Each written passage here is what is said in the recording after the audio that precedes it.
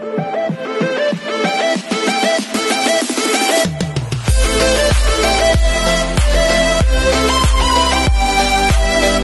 ito na nga, umpisahan na natin. Wait lang, may nabasa ko isang comment na nag-caught talaga na attention sa akin, which is I uploaded this kind of content. Hindi naman content, I mean, na-explain ko na dito sa isang vlog ko if I'm not mistaken. Ang ganda lang ng sinabi niya, which is pares, yung wavelength ng utak namin is pare-parehas. Ito yung sabi nila, I think pinatagal nila for views and also to improve the progress reputation kasi every time naglabas sila, dinidebunk nyo, then biglang naglabas ng mukha, parang may climax ba? Exactly the point. I know from the fact. Kaya nga sinabi ko na din kahapon, di ba?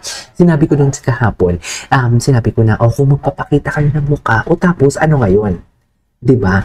Alam mo, tuwing magpapakita sila ng resibo, not just debunking them, but to ask them. To ask them more. Kasi mapapagod at mapapagod at mapapagod at mapapagod at mapapagod yan. Di ba? Paguri natin sila for today's video. Tayong mga challengers, uhaw tayo sa kanilang ipapakita ng resibo, pero hindi tayo nasa-satisfy kasi alam nyo bakit? Hanggat hindi galing kay David or kay Barbie na may mga kanya-kanya sila, kung ano man ang meron sa kanila sa personal lives nila, hindi tayo masasatisfy doon. And kung magsalita, ang sabi ko nga, wala nga silang kawala. Kung magsalita man si Barbie, kung magsalita man si David, ano ngayon? Yan yung sinasabi ko, ano ngayon for today's video. Basta ako, team panatag ako for today's video. Wait, tapusin ko na itong mga ina-upload ko for today's video. Kasi alam nyo bakit? Palagi pala akong nawawala ng content. Like for example, pag hindi ko siya ina-upload ngayon, nakakalimutan ko siya sa dami ng upload ko. Sabi ko, wait lang, may content ako ng ano ngayon na. May content ako ng, sabi ko parang 7 ang barda ko ngayon. Bakit 6 lang yung na-upload ko? Nadidelete ko na agad siya. Anyways, basahin ko to ang comment ni Ma'am Shu. Ay, wait lang. Hindi ko pa pala siya mababasa kasi hindi pa nag-ano. Wait lang.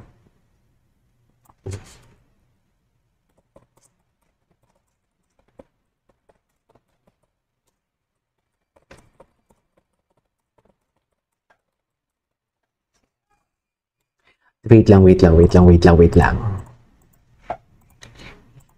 Gusto ko lang ito makita. Gusto ko na itong basahin kasi ang wavelength namin parehas eh. I think pinatagal nila for views and also to ruin pro Barda vloggers reputation. Kasi evident, kaya yan yung sinasabi ko sa iyo na hindi ako naging specific. Hindi ko siya ini-specify.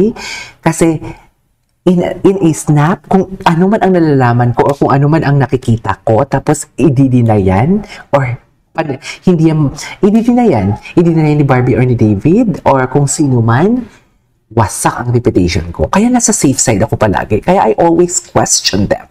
I always challenge them. I am the challenger here. Diba? China-challenge ko sila for today's video hanggat mapagod kayo for today's video pero hindi nyo masasatisfy ang uhaw ko. Kahit anong isasagot nyo dyan, hindi nyo masasatisfy ang uhaw ko. Magpakita kayong nag-hug, magpakita kayong magkikiss, magpapakita kayong kung ano-ano, hindi nyo masasatisfy ang ano ko, hindi ako in denial ha. It's just that doon lang ako sa facts na kung kanino ako maniniwala. Kung manggagaling yan kay Barbie or David, doon ako maniniwala for today's video. At ito pala yung nakikita natin eh. Baka barkada nga nila talaga dito to? Or baka may business nga nila? May business nga sila nito ng girl? Diba, hindi nyo ako narinig na kinukutsa ko si girl kahit yung may marami kayong sinasabi ng mga malalaki yung ganito, ganyan. I never, something like, or mga party goer ang girl na sinasabi ninyo. Hindi ko nilalike yung mga comment yun kasi kinukutsa nyo yung girl eh. Wala namang kaalam-alam ng girl na tinatapik na pala siya. Ginagatasan na pala siya ng mga fake news peddler. Diba? Hindi nyo masasabi na ginagamit mo din kasi KJ. No! Pinapagtanggol ko si David dito. Diba? And nasa system ko yan, hindi yung tipong sinisave ko ang video tapos screen record ko tapos yan yung gagawin ko ng reaction video. Hindi. Ayan o, OBS ang tawag dyan. OBS. So basically, kung ito yung click ko, ganyan. OBS, automatic yan. Random ang video na yan. Kaya, minsan ang video ko is paulit-ulit kasi yan yung nire-recommend ng system ko. I have my system. Hindi yung tipong nakaw na video lang na ini-screen record. Tapos gagawa ng kwento. Katulad ng, for example, nasilip nila yung schedule of activities or ang itinerary ni David. Tapos sinerch nila ang pangalan na Alex Manalang kasi yun yung nakasulat sa itinerary na may meeting on ganito sa Siargao. Tapos ginawa na nila ng kwento. to. Tapos ngayon, ang tactic nila, parang mukhang katawa-tawa ang mga vloggers na nagdi-defend kay David. Yun na nga, tama nga din naman. Inuunti-unti nila. Gusto nyong i-challenge nyo kami, ha? Sige, i-challenge nyo pa kami. Hindi muna tayo magpapakita ng mukha. Likod muna and everything hanggat na masampal natin sila. So ngayon, nagpakita sila ng mukha. So yun na yun? Tapos tatanungin nyo kami na okay na? Sa palagay nyo, pinanganak kami kahapon na maniniwala kami sa picture ninyo? Hindi nga sila nag-hug or nag-choke me, daddy. Ano? Palagay nyo? Go! Maglabas na kayo, mapapagod lang kayo. Hanggat hindi nagsasalita si David and Barbie. And sabi ko nga, even magsalita sila, why na pa rin kami for today's video. Ano? Naglabas kayo, umabot ba ng 10,000 views? Parang the last time I checked, parang mas malaki pa views ko, mga mami. Hindi mo pwedeng masabi na mas mataas ang views mo. Kaysa sa akin, kay for example, 3.3 ang views mo, tapos sa akin, 3.1 or 2,700. Hindi pwedeng masabi, ikaw ang naunang mag-upload. Ako nag-upload ako, sunod-sunod, 3. Kung isa lang in-upload ko, ang views ko sa dalawang videos, so yung mapupunta lang sa isa dapat. So, mas mataas pa din ako. So, hindi pa din. Wala ka pa din pangkain. Wala ka pa din pang chicha for today's video.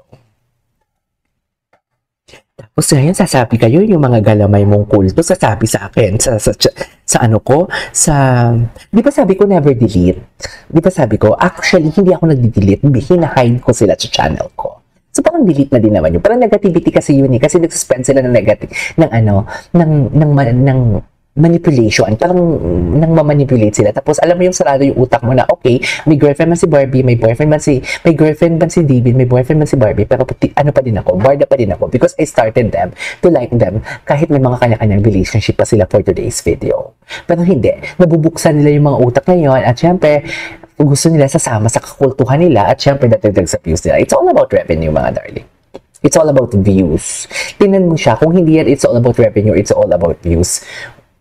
What he's doing, aside from damaging the reputation of David Licauco, is sala sa lamig, sala sa init. Kung may kakakilig man, may even bag na ni Barbie Fortesa, ibabalitan niya sa next video. Diba? Even bag ni Barbie Fortesa, ibabalita niya for today's video. So, it's all about content.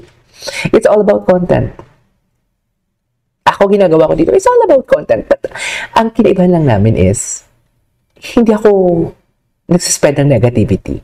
Kasiyahan lang. Because that is the platform all about. May platform gay. O, tingnan mo, bakla, hindi ka na natuto. Si Mukha Uson, asa na ngayon? Yes. Next ka na. First runner-up ka ni Mukha Uson. Yes. Diyos ko, magtawa pa lang, hindi nga china-choke ni Daddy. Ano ba? Diyos ko, si Binibining Aya. Ito, sige. Sabi ko sa inyo, lalabas kayo, brace yourselves, huwag kayong manghinaan ng loob. Okay? Tapos,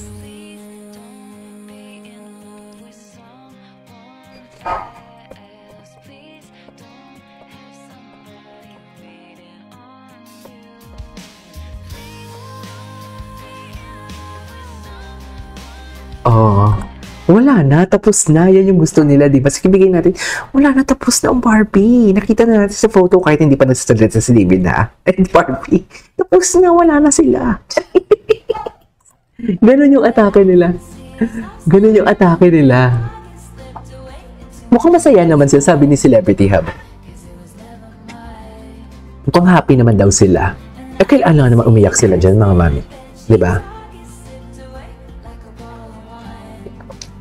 Alam nga naman umiyak sila for today's video. Ay, ito nag-speech si Barbie.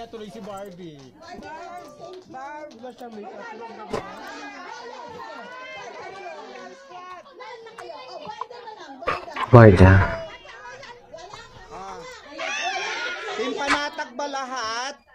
Team Panatag! Team Panatag.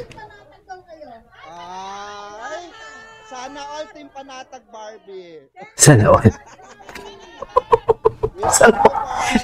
Natawa ako sa sana all Team Panatag for today's video.